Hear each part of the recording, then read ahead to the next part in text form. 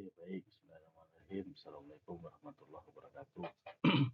Oke, kita lanjutkan ya materi kita soal sistem akuntansi ya. Di mana kita kemarin sudah membahas soal definisi sistem dan lain sebagainya. Nah, kita akan masuk pada unsur-unsur daripada sistem akuntansi itu sendiri. Di mana kita kemarin sudah singgung ya, ada beberapa yaitu ada formulir, ada jurnal, ada buku besar, lalu ada buku pembantu ya. Kita akan coba ulas masing-masing satu persatu ya, baik dari segi definisi, dia manfaat formulir, kemudian prinsip dasar dan segala macam ya. Kita akan bahas satu persatu. Nah, ini soal formulir itu ada beberapa poin ya yang akan kita bahas. Yang pertama ada definisi, kemudian kita bahas soal formulir elektronik, apa saja sih kelebihan daripada formulir elektronik itu gitu ya. Lalu penggolongan formulir, prinsip dasar perancangan formulir, kapan formulir itu diperlukan, lalu faktor di dalam perancangan formulir, faktor apa saja yang dapat mempengaruhi gitu ya. Lalu informasi dalam merancang kembali formulir, dan terakhir dokumen sumber dan dokumen pendukung. Gitu ya. Oke. Secara definisi ya, formulir adalah kertas dengan nama dan bernomor urut serta memiliki ruang untuk diisi. Di samping informasi ini, formulir tersebut berisi informasi yang telah tercetak, misalnya nomor urut formulir, nama formulir. Formulir sering juga disebut sebagai disebut juga dengan dokumen, dan dalam buku ini kedua istilah tersebut akan digunakan secara bergantian. Nah, tapi definisi ini digunakan ya sebelum pada waktu komputer belum digunakan dalam bisnis. Nah, dengan meluasnya pemakaian komputer untuk menjalankan bisnis, maka pemakaian formulir elektronik atau electronic form itu menjadi umum dan lebih meluas dalam bisnis. Sehingga formulir elektronik merupakan ruang yang ditayangkan dalam layar komputer yang digunakan untuk menangkap data yang akan diolah dalam pengolahan data elektronik. Nah, penggunaan formulir elektronik sebagai media untuk menangkap data ya yang akan diolah dalam pengolahan data elektronik dengan memiliki beberapa manfaat.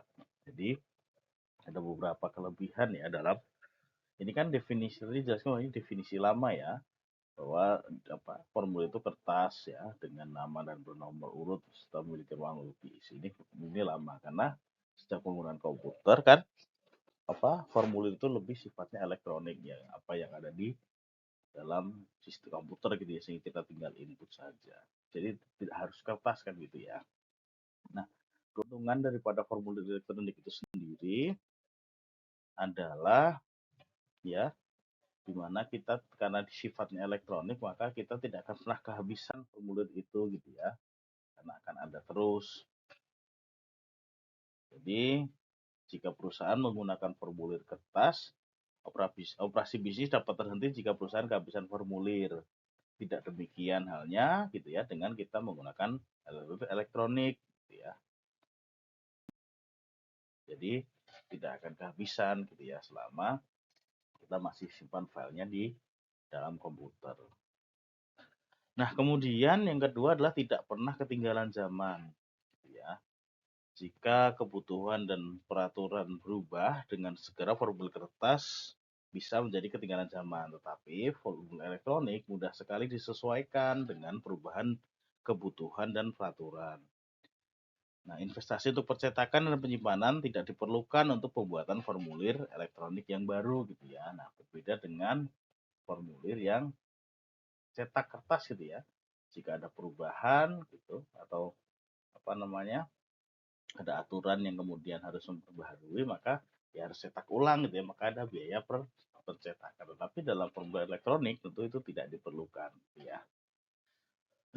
Cukup bisa diganti saja dalam sistem. Nah, Kemudian menghindari ketidakefisienan, ya, di mana penggunaan formulir elektronik memungkinkan dengan segera penyesuaian isi dan format formulir untuk memenuhi perubahan keadaan sehingga memungkinkan penyediaan formulir tepat sesuai dengan kebutuhan pemakai. Nah, penggunaan formulir kertas seringkali memaksa penggunaan formulir yang sudah tidak lagi memenuhi kebutuhan pemakai karena untuk perancangan dan percetakannya diperlukan biaya gitu ya. Dianggap tidak efisien jika dengan menggunakan kertas. Kemudian penggunaan formulir yang salah dapat dihindari gitu ya.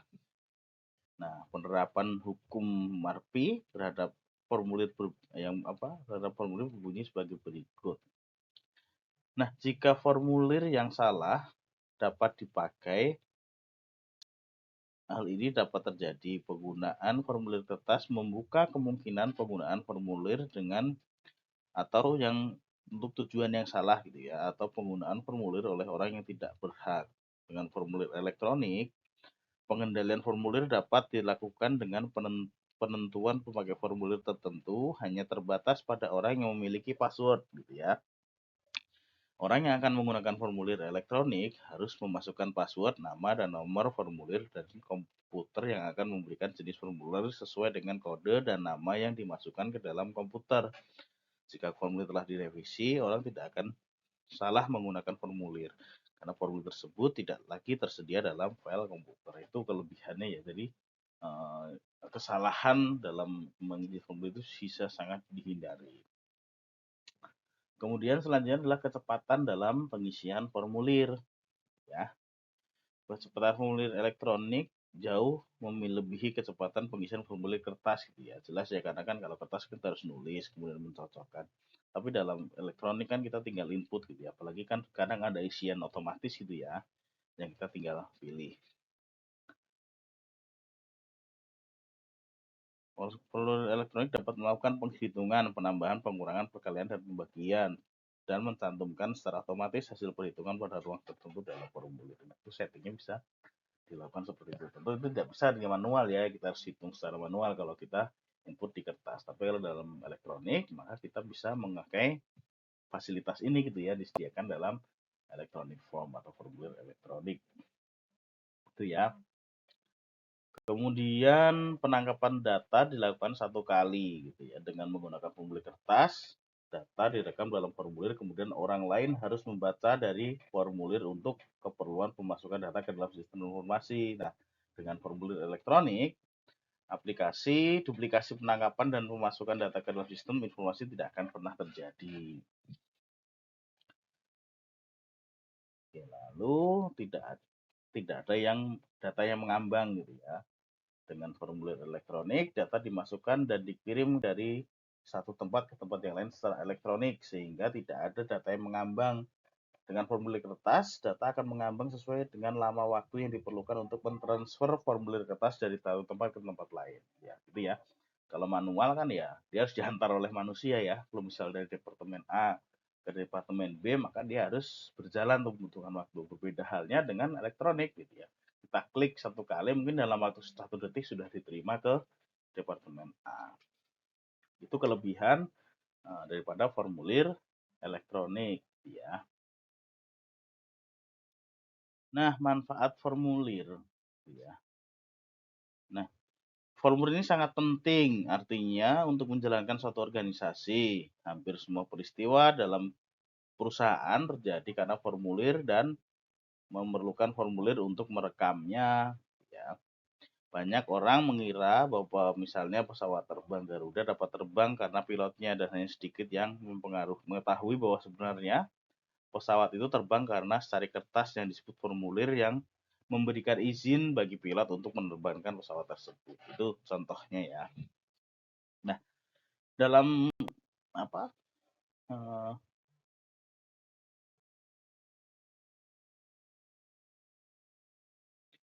Dalam perusahaan itu ada paling tidak ada 4 ya, ada 4 poin manfaat daripada formulir itu.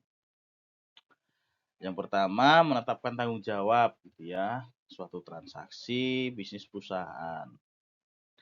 Nah, Dalam suatu organisasi, setiap transaksi terjadi karena adanya otorisasi dari pejabat yang memiliki wewenang untuk melaksanakan transaksi tersebut, ya. Di mana pelaksanaan wewenang tersebut harus dipertanggungjawabkan dalam bentuk tertulis dengan menggunakan formulir. Dalam formulir, setiap orang bertanggung jawab atas terjadinya transaksi dan membutuhkan tanda tangan dan paraf sebagai bukti pertanggungjawaban pemakaian wewenang atas pelaksanaan transaksi tersebut yang sudah terjadi. Dengan demikian, formulir digunakan dalam organisasi untuk menetapkan tanggung jawab timbulnya transaksi gitu ya. Nah, dalam transaksi pembelian misalnya, kepala bagian pembelian yang bertanggung jawab atas transaksi tersebut membubuhkan tanda tangan di atas formulir surat order pembelian. Formulir yang sudah ditandatangani oleh kepala bagian pembelian tersebut memperlihatkan siapa yang bertanggung jawab atas terjadinya transaksi pembelian barang yang telah dilakukan oleh perusahaan. Jika ada berbagai pejabat yang bertanggung jawab atas terjadinya satu transaksi, dalam formulir perlu disediakan ruang untuk mencantumkan tanda tangan berbagai pejabat tersebut gitu ya. Jika banyak memang yang terlibat atas pengadaan untuk pembelian barang. Biasanya kan pembelian ya divisi pembelian kan gitu ya. Jadi transaksi ini menjadi formulir dari bentuk tanggung jawab atas timbulnya transaksi kan gitu ya. Jadi contohkan bahwa ketika terjadi transaksi pembelian makanya bertanggung jawab kan otomatis ya bagian pembelian yang menandatangani formulir tersebut, jadi ada rekodnya gitu ya. Oh ini loh bukti pembeliannya ditandatangani. Dan itu disebut sebagai formulir tadi.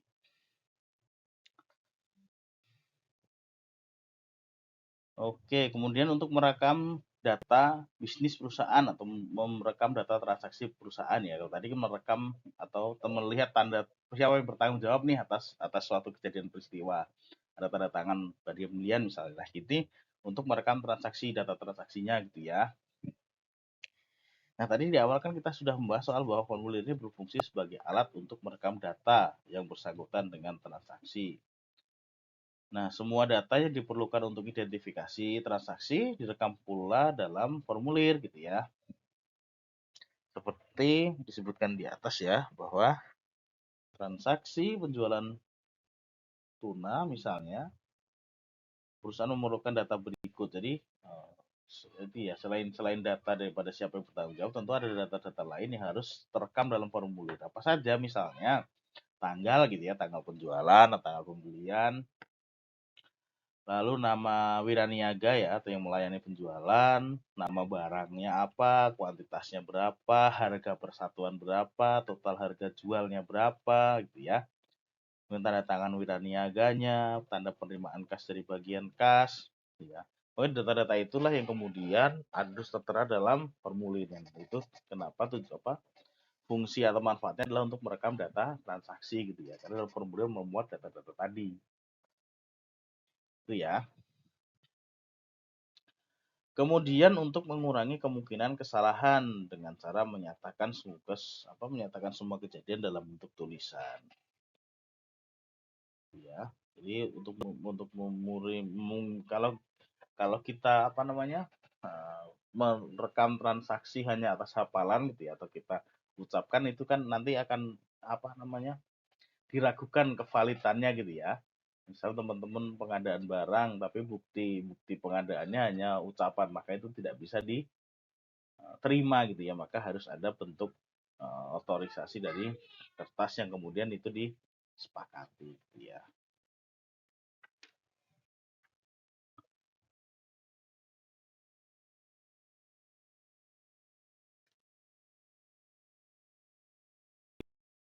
Kemudian menyampaikan informasi pokok ke pihak yang lain. Nah, penggolongan formulir ya ada dua nih, menurut sumbernya dan menurut tujuan penggunaannya. Gimana? Nah, kalau menurut sumbernya, formulir yang digunakan dalam suatu organisasi dapat digolongkan menurut sumbernya. Nah, sumbernya ini formulir dapat dibedakan menjadi 3 golongan ya, itu formulir yang dibuat dan disimpan dalam perusahaan. Kemudian ada formulir yang dibuat dan dikirimkan kepada pihak luar perusahaan dan formulir yang diterima dari pihak luar perusahaan. Jadi itu ya, ada formulir yang memang dibuat dan digunakan di dalam perusahaan itu, ada juga dibuat memang untuk pihak luar gitu ya.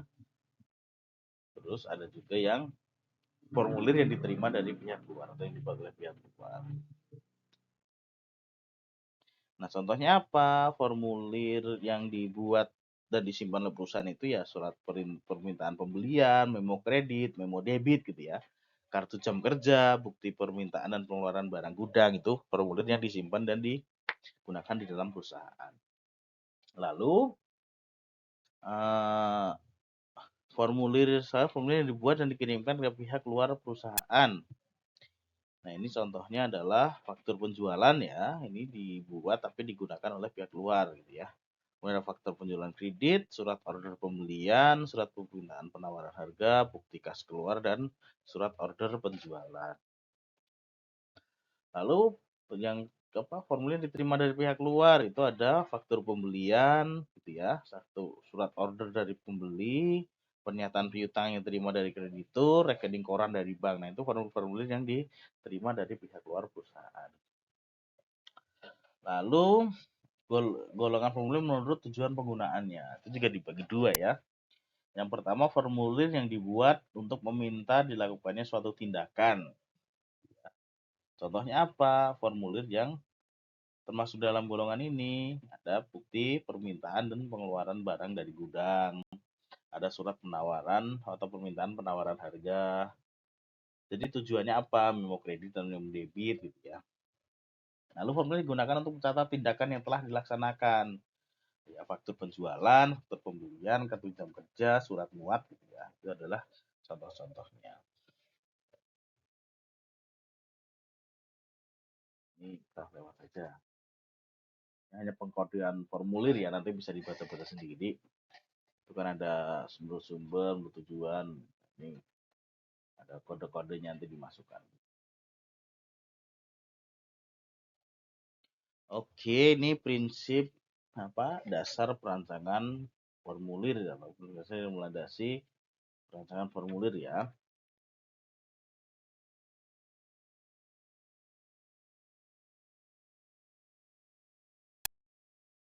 Oke. Kan formulir itu kan digunakan dalam suatu organisasi, ada kalanya memenuhi beberapa fungsi sekaligus ya.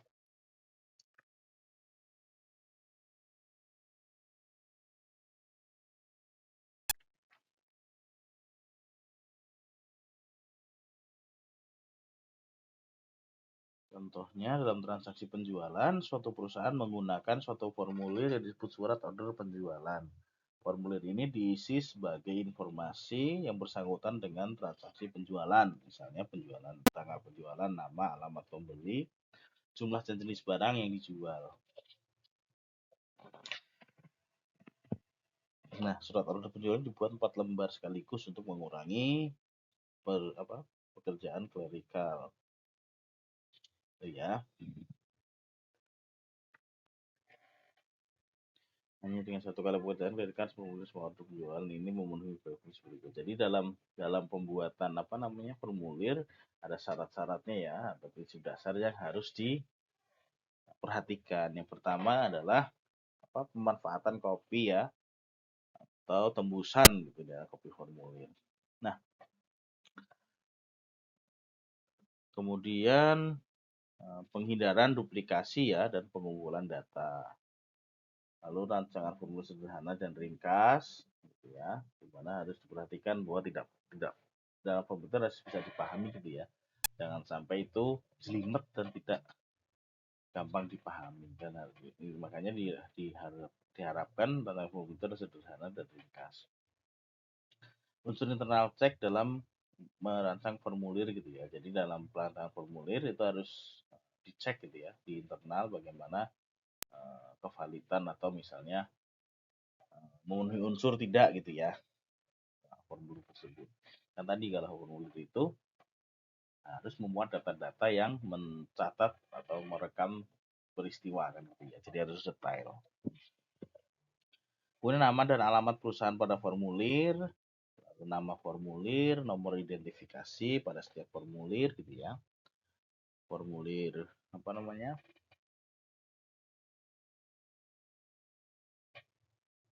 nomor garis gitu ya, cetak garis pada formulir, cantumkan nomor urut tercetak, tantang formulir yang cepat pengisiannya, susun formulir ganda, bagi formulir jadi blok daerah yang strategis. Itu ya prinsip dasar dari perencanaan formulir. Nah, kapan formulir itu diperlukan gitu ya? Paling tidak ada 4 ya. Dalam situasi apa sih gitu ya? Perusahaan memerlukan formulir. Nah, di sini ada 4 keadaan yang mendasari perlunya penggunaan formulir. Yang pertama, jika suatu kejadian harus dicatat, maka formulir perlu digunakan. Lalu, jika informasi tertentu harus dicatat berulang kali, penggunaan formulir akan mengurangi waktu penulisan informasi tersebut. Kemudian yang ketiga, jika informasi saling berhubungan, perlu disatukan dalam tempat yang sama untuk memudahkan pengecekan dan cepat mengenai kelengkapan informasinya. Untuk memudahkan pengecekan yang cepat mengenai kelengkapan informasinya, maka formulir harus digunakan. Kemudian jika dibutuhkan untuk menetapkan tanggung jawab terjadinya transaksi, formulir perlu digunakan. Jadi itu saat-saat atau kapan formulir itu harus digunakan gitu ya. Lalu faktor apa saja yang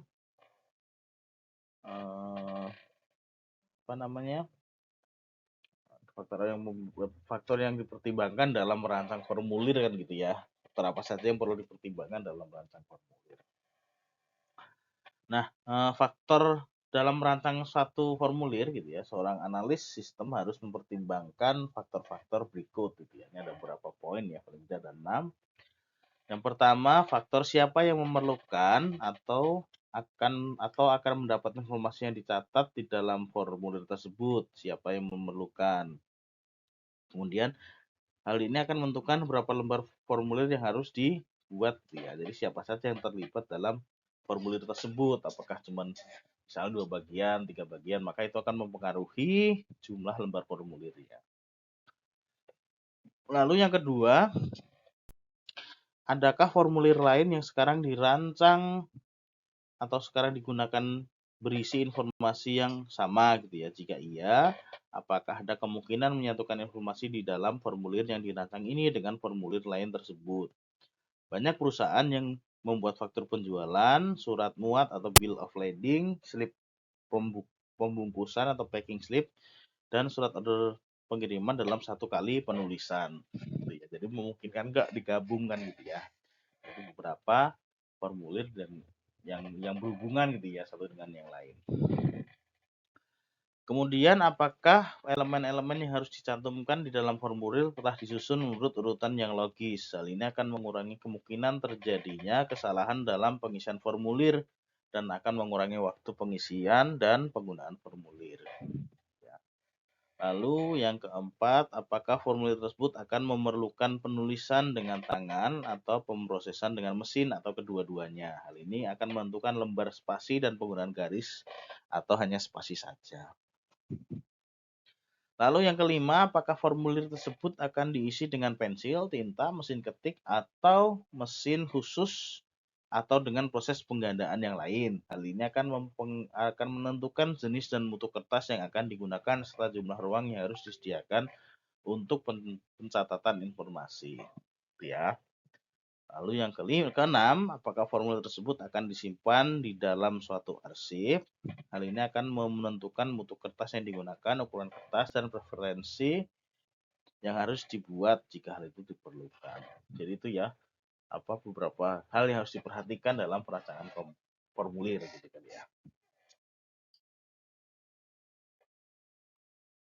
Nah, informasi dalam merancang kembali formulir, di mana formulir itu perlu ditinjau secara periodik ya untuk mengetahui apakah perlu dilakukan penyempurnaan atau bahkan penghentian jika memang ada kesalahan atau kurang gitu ya, kurang memenuhi standar. Untuk itu diadakan survei formulir untuk memperoleh data tentang isi formulir itu sendiri dalam kegiatan pencatatan dari formulir tersebut.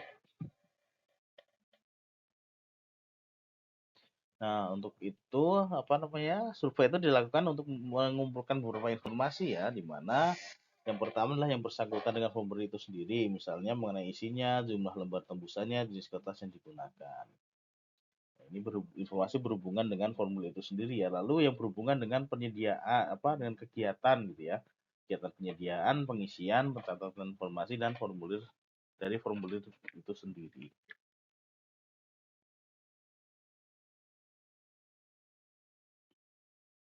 Lalu dokumen sumber dan dokumen pendukung. Nah, ditinjau dari pengolahan data akuntansi, dokumen atau formulir digolongkan menjadi dua macam, yaitu dokumen sumber atau source dokumen dan dokumen pendukung atau supporting dokumen. Atau sebetulnya corroborating dokumen gitu ya. Di mana dokumen sumber adalah dokumen yang dipakai sebagai dasar pencatatan ke dalam jurnal atau buku pembantu, sedangkan dokumen pendukung adalah dokumen yang melampiri dokumen sumber sebagai bukti sahihnya transaksi yang direkam dalam dokumen sumber. Sebagai contoh, dokumen yang digunakan untuk merekam transaksi penjualan untuk merekam transaksi penjualan terdiri dari faktur penjualan ya, yang merupakan dokumen sumber sebagai dasar pencatatan ke dalam jurnal penjualan dan kartu piutang yang dilampiri oleh surat order pengiriman, laporan pengiriman barang gitu ya, dan surat muat atau bill of lading sebagai dokumen pendukung faktur penjualan tersebut gitu ya. Nah, dokumen pendukung ini berfungsi untuk membuktikan sahihnya transaksi penjualan yang direkam dalam faktur penjualan gitu kan ya. Untuk memperkuat dia posisinya gitu ya. Nah, surat order pengiriman ini kan bagian dari tadi ya, dokumen pendukung itu membuktikan bahwa transaksi penjualan tersebut telah diotorisasi oleh bagian order kan gitu ya. Kemudian laporan pengiriman barang itu dokumen yang membuktikan telah dilaksanakan pengiriman barang kepada pembeli sesuai dengan perintah yang tercantum dalam surat order pengiriman. Itu contoh-contohnya ya.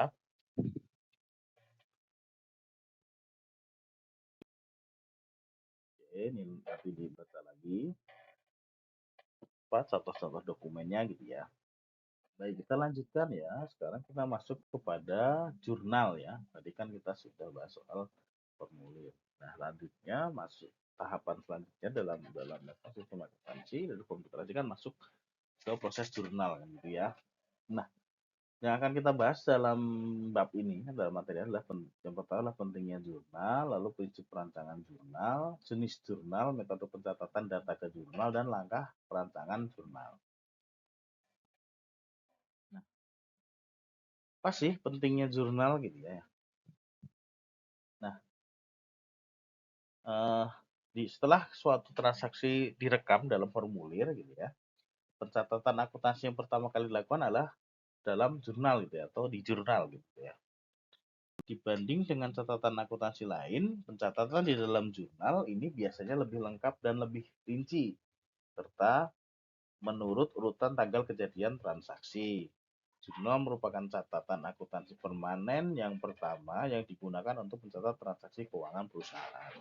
Jadi pencatatan pertama dalam akuntansi itu terjadi dalam penjurnalan. Nah, karena jurnal merupakan catatan akuntansi yang pertama diselenggarakan dalam proses akuntansi, maka dalam sistem akuntansi jurnal harus dirancang sedemikian rupa sehingga tidak akan terjadi satu transaksi pun yang tidak dicatat. Catatan yang dilakukan di dalamnya lengkap dengan penjelasan tanggal dan informasi lain agar catatan mudah diusut kembali ke dalam atau ke dokumen sumbernya. Nah,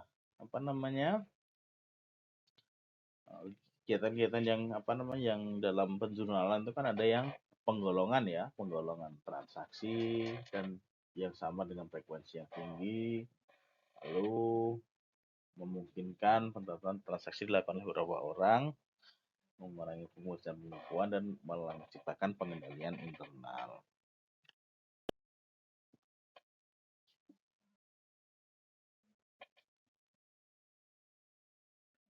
Nah, prinsip dasar dari perancangan jurnal, di mana prinsip-prinsip dasar ini yang melandasi pembuatan rancangan jurnal adalah sebagai berikut gitu ya, paling tidak ada 7 poin ya. Di mana yang pertama harus tersedia jurnal dalam jumlah yang memadai sehingga memungkinkan perusahaan untuk menggunakan karyawan dalam mencatat dengan segera transaksi keuangan yang terjadi gitu ya. Lalu yang kedua, jurnal digunakan untuk memisahkan transaksi ke dalam penggolongan pokok tertentu seperti penerimaan kas, pengeluaran kas, penjualan, dan pembelian. Kemudian untuk mengurangi pekerjaan pembukuan yang terinci harus digunakan kolom-kolom khusus dalam jurnal sehingga memungkinkan pembukuan atau posting gitu ya dalam jumlah per kolom atau ke dalam rekening yang bersangkutan dalam buku besar. Lalu nama kolom harus sesuai ya, atau nama kolom dalam jurnal itu harus sesuai dengan nama rekening yang bersangkutan dalam buku besar yang akan menerima jumlah yang akan dibukukan dari jurnal tersebut.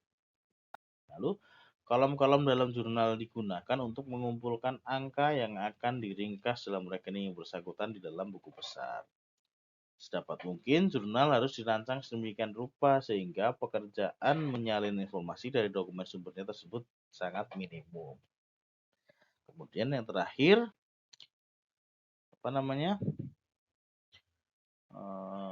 harus ditetapkan hubungan antara dokumen sumber tertentu dengan jurnal sehingga pertanggungjawaban kebenaran informasi dapat ditentukan. Ya.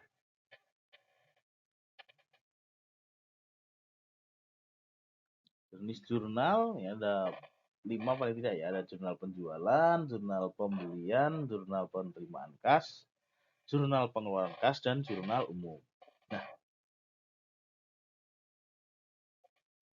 Nah, jurnal penjualan tentu jurnal ini digunakan untuk mencatat transaksi penjualan ya, baik penjualan kredit maupun tunai. Dari jurnal penjualan ini, manajemen akan dapat memperoleh informasi mengenai semua jenis transaksi penjualan selama periode tertentu urut secara kronologis gitu ya. Itu untuk jurnal penjualan. Lalu jurnal pembelian. Nah, jurnal pembelian ini digunakan tentu untuk mencatat transaksi pembelian kredit maupun tunai gitu ya. Oh, dari secara kredit. Nah, tapi transaksi penjualan secara tunai itu dicatat dalam pengeluaran kas. Dalam cara pembukuan tertentu, jurnal pembelian digantikan fungsinya oleh register voucher atau voucher register. Nah, kemudian jurnal penerimaan kas ini digunakan untuk mencatat transaksi penerimaan kas ya. Sumber pokok penerimaan kas perusahaan umumnya terjadi dari penjualan tunai dan penjualan dan penerimaan piutang. Jika frekuensi transaksi kas masih rendah, jurnal penerimaan kas ini digabungkan dengan jurnal pengeluaran kas dalam satu jurnal yang disebut sebagai jurnal kas. Lalu jurnal penjualan, jurnal pengeluaran kas. Ini jurnal pengeluaran kas ini digunakan untuk mencatat transaksi pengeluaran kas. Jadi segala sesuatu yang berhubungan dengan pengeluaran gitu ya, pengeluaran kas maka dicatat dalam jurnal pengeluaran kas. Lalu jurnal umum gitu ya. Ini jurnal umum digunakan untuk mencatat transaksi selain yang dicatat dalam jurnal khusus. Jika perusahaan hanya menyelenggarakan dua jurnal khusus, jurnal kas dan jurnal penjualan, maka jurnal umum digunakan untuk mencatat transaksi selain penerimaan dan pengeluaran kas serta transaksi penjualan. Pada umumnya, jurnal umum berbentuk jurnal kolom, artinya kolom rupiah terdiri 2 kolom, yaitu kolom debit dan kolom kredit. Hal ini dibuat demikian karena transaksi dicatat dalam jurnal umum sangat bervariasi dengan frekuensi kejadian yang rendah. Jika transaksi tertentu dicatat dalam jurnal umum relatif sering terjadi, maka rekening yang terkait dapat dibuatkan kolom tertentu sehingga jurnal umum tidak hanya terdiri dari 2 kolom saja. Itu ya. Ini metode pencatatan data ke jurnal.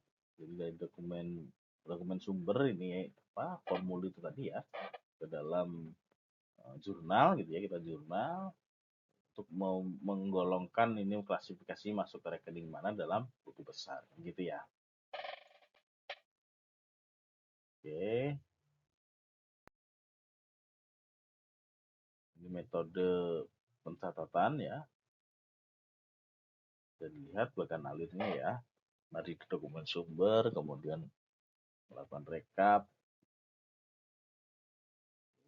Dari intinya kan memasukkan data ini ke data-data dari transaksi kemudian dari formulir tadi ke dalam rekening buku besar gitu ya. Nah, Ini langkah perancangan jurnal ya. Mana ada ada beberapa langkah yang perlu dilakukan ya, yang biasa ditempuh oleh ahli sistem dalam merancang jurnal gitu ya. Pertama, mengumpulkan informasi mengenai karakteristik transaksi yang terjadi dalam perusahaan. Nah, perancangan jurnal ini dimulai dari studi ya, riset ya terhadap karakteristik transaksi yang dilaksanakan oleh perusahaan, di bagaimana karakternya. Transaksi yang frekuensinya terjadinya tinggi dalam waktu sebulan perlu dibuatkan jurnal khusus. Sedangkan transaksi yang frekuensinya terjadinya rendah perlu ditampung dalam jurnal umum bersama dengan transaksi berfrekuensi rendah lainnya. Jadi risetnya itu untuk menentukan itu ya.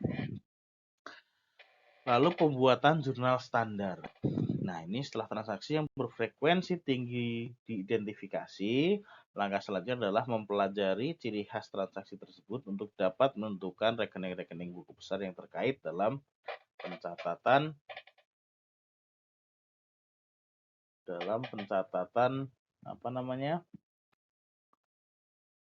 transaksi tersebut. Atas dasar ini dibuat jurnal standar untuk mencatat transaksi-transaksi yang berfrekuensi tinggi.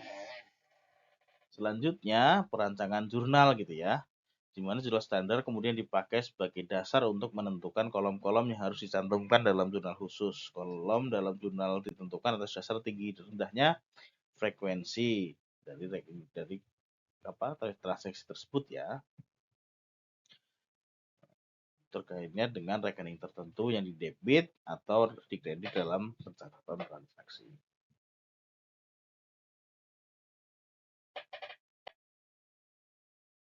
Karakteristik buku besar dan buku 45, kita masuk ke dalam buku besar ya, dan buku pembantu. Nah, yang kita bahas yang pertama ialah karakteristik buku besar dan buku pembantu. Lalu ada formulir rekening buku besar, susunan rekening buku besar, kode rekening, buku pembantu, posting ke buku besar dan buku pembantu, serta cara penanganan dokumen sumber. Nah, yang pertama berkaitan dengan karakteristik buku besar dan buku pembantu. Buku besar atau general ledger merupakan sekumpulan ya, kumpulan rekening-rekening yang digunakan untuk menyortasi ya, menyortir gitu ya, menyortir, menggolongkan dan meringkas informasi yang telah dicatat dalam jurnal. Sedangkan buku pembantu atau subsidiary ledger adalah satu cabang buku besar yang berisi tentang rincian rekening tertentu yang ada dalam buku besar. Dengan demikian ya, baik buku besar maupun buku pembantu terdiri dari rekening-rekening kan gitu ya. Nah, timbul pertanyaan, apa sih rekening itu? Rekening yang dimaksud dalam buku besar ini adalah judul suatu catatan akuntansi yang umumnya berbentuk T yang dibagi dua bagian, sebelah kiri disebut debit, sebelah kanan disebut kredit sebagai alat untuk mengklasifikasikan dan mencatat transaksi berdasar prinsip tata buku berpasangan. Jadi misalnya apa, rekening kas kan punya T ya, kalau dia berkurang maka dikreditkan gitu ya. Di pengantar akuntansi kan teman-teman sudah dapat. Nah, proses sortasi pemindahan data ke dalam buku besar dan buku pembantu disebut sebagai pembukuan atau posting. Dalam sistem manual, kegiatan posting ini memerlukan 4 tahap ya, yaitu pembuatan rekapitulasi jurnal, penyortiran rekening yang diisi dengan data rekapitulasi, pencatatan data rekapitulasi ke dalam rekening yang bersangkutan, dan pengembalian rekening ke dalam arsip pada urutannya semula. Tadi ya, buat ada empat tahap posting.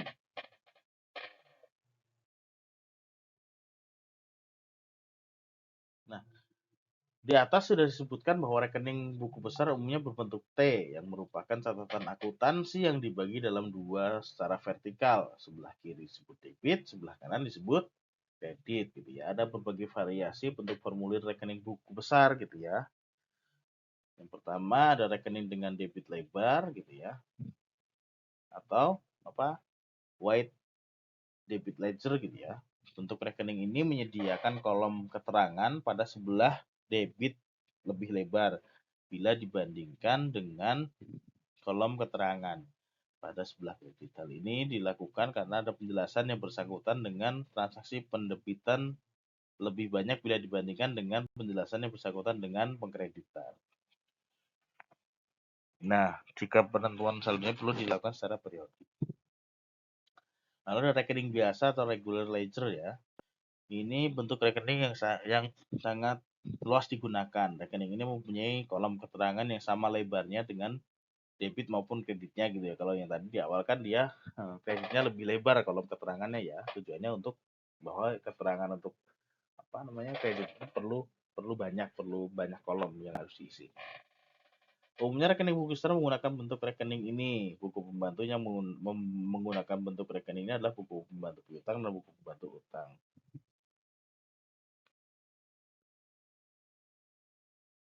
Kemudian ada rekening berkolom saldo di tengah. Ini nanti teman-teman kalau mau lihat contohnya ada di buku ya. Kita ada contoh mana sih, apa sih bentuk dari rekening berkolom tengah itu seperti apa, rekening dengan debit lebar itu seperti apa, itu nanti ada di buku. Nah, gambarannya rekening berkolom saldo tengah ini bentuk rekening yang digunakan jika diperlukan informasi saldo rekening yang setiap saat, baik saldo debit maupun saldo kredit yang diperlukan penjelasan relatif sama banyaknya, baik untuk transaksi pendebitan maupun kreditan. Kolom saldo diletakkan di tengah-tengah formulir rekening. Kemudian ada rekening berkolom saldo. Ya. Ini bentuk rekening digunakan jika diperlukan penjelasan banyak, baik dari untuk transaksi pendebitan maupun pengkreditan. Jika diperlukan informasi saldo berjalan setiap saat, gitu ya. Lalu rekening ganda berkolom saldo terakhir ya. Ini penting digunakan dan diperlukan penjelasan singkat untuk setiap transaksi dan berkaitan dengan pendebitan maupun pengkreditan. Ini contohnya ada di sini. Ini yang rekening debit lebar ya. Dimana kolom keterangan debitnya lebih lebar. Kemudian rekening biasa di mana dua-duanya ada keterangan soal masing-masing misal pengkreditan debitnya ada kolom keterangan. Kemudian rekening berkolom saldo di tengah, ini saldonya di tengah ya, di keterangan-keterangan. Ini berkolom saldo, jadi ada saldonya ya. Ini saldo yang debit. Kemudian ada berkolom saldo debit dan kreditnya ada saldo sama gitu ya. Ada saldo debit dan kredit. Rekening ganda berkolom saldo.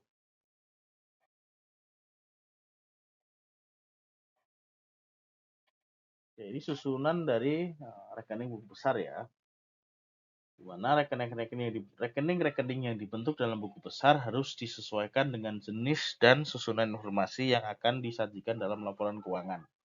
Biasanya laporan keuangan yang dipakai sebagai dasar pembentukan dan penyusunan rekening-rekening buku besar adalah neraca dan laporan rugi laba. Umumnya jenis dan susunan informasi yang disajikan dalam neraca dan laporan rugi laba untuk jenis usaha tertentu telah mengikuti jenis dan susunan standar yang lazim dalam penyajikan laporan keuangan dalam jenis usaha tersebut. Sebagai contoh, jenis dan susunan informasi mengenai aktiva lancar dalam neraca perusahaan manufaktur umumnya sebagai berikut ya. Ada kas dan bank ya, investasi sementara, ini rancangan susunan buku besar ya, yang nanti ditampil di laporan rugi laba dan neraca. Yang pertama kas bank, investasi sementara, piutang, cadangan kerugian piutang, persediaan produk jadi, persediaan produk dalam proses, persediaan bahan baku dan bahan penolong, persekap biaya, dan aktiva lancar lain. Nah, selanjutnya kode rekening.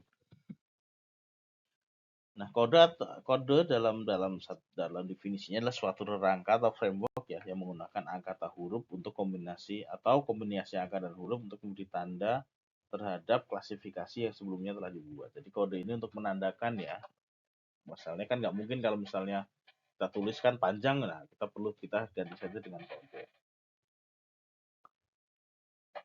Nah, tujuan dari kode itu adalah yang pertama mengidentifikasi data akuntansi secara unik, ya, di mana data akuntansi perlu diberi identifikasi secara unik agar dapat unik itu maksudnya berbeda satu dengan yang lain gitu ya. Jadi fungsinya kode itu untuk membedakan antara satu dengan yang lainnya. Kemudian meringkas data. Kode menjadikan data akuntansi lebih ringkas sehingga memerlukan lebih sedikit ruang dalam pencatatannya. Dalam pencatatan transaksi penjualan misalnya, bagian akuntansi tidak perlu menuliskan nama rekening harga pokok penjualan dan persediaan produk jadi, namun cukup menuliskan kode kedua rekening tersebut dalam jurnal umum gitu ya. Jadi kan panjang kalau ditulis, nah cukup dikodekan. Misalnya apa A1, A2 kan gitu ya. Kemudian mengklasifikasikan rekening atau transaksi gitu ya. Dalam pengolah data akuntansi, kode digunakan untuk menunjukkan ke dalam klasifikasi apa suatu rekening atau transaksi dikelompokkan, lalu menyampaikan makna tertentu gitu ya. Dengan kode kita dapat menyampaikan informasi yang bermakna tertentu. Jika mobil daerah di Y, di kode AB gitu ya. Itu contoh menunjukkan makna tertentu. Nah, ini buku pembantu itu ya. Contoh buku pembantu dalam perusahaan itu ada beberapa ya, ada buku pembantu persediaan, pembantu piutang, pembantu utang. Yang tujuannya untuk menambahkan informasi yang dimuat dalam buku besar kan gitu ya. Ini apa? Buatan alir yang menjelaskan soal posting buku besar dan buku pembantu. Nanti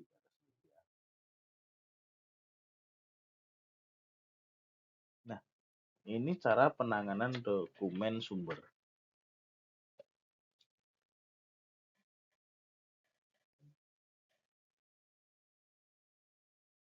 Nah, di mana dokumen sumber itu seringkali dokumen sumber itu seringkali disebut sebagai istilah media yang dapat digolongkan menjadi dua, media tunggal dan media campuran.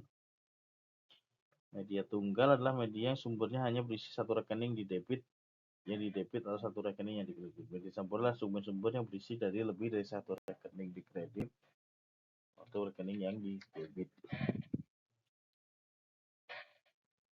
Oke.